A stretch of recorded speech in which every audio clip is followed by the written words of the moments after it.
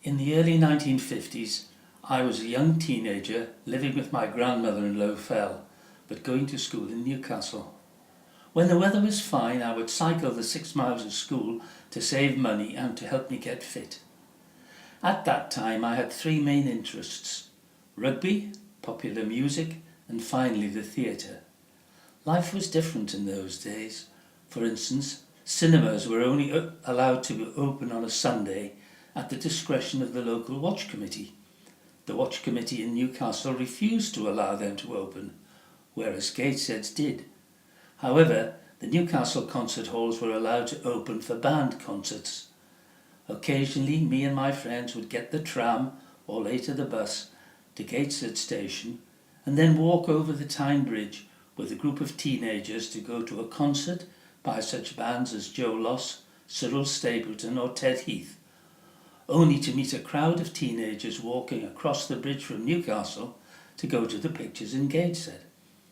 Newcastle was fortunate to have 3 main theatres: the Palace and Empire, which were mainly for variety shows, and the Royal, which was for more serious productions. There was also a repertory theatre near Jesmond Dean. My family regularly went to the theatre, and I remember once seeing at the Empire an act called Ted and Barbara Andrews, who were musicians, and they had with them on stage also performing their daughter Julie Andrews. I wonder what became of her. We would go and see anything at the Royal. In those days, a star was a famous actor or actress, usually in films, not just someone who acted in a soap opera.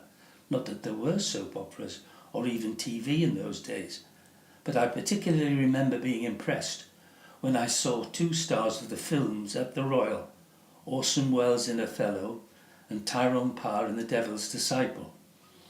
I was a great fan of Noel Coward, having seen and read some of his plays and films. I also liked his music, especially his comedy songs. I was thrilled when I read that the world premiere of his play Relative Values was to be at the Royal. On that day, together with some of my friends, I went and queued for the gods and enjoyed the performance. The next day I was cycling home through Newcastle when a figure stepped off the curb in front of me. It was a man wearing a very smart camel hair coat, dark brown trilby hat, and he had a red carnation in his buttonhole. It was Noel Coward.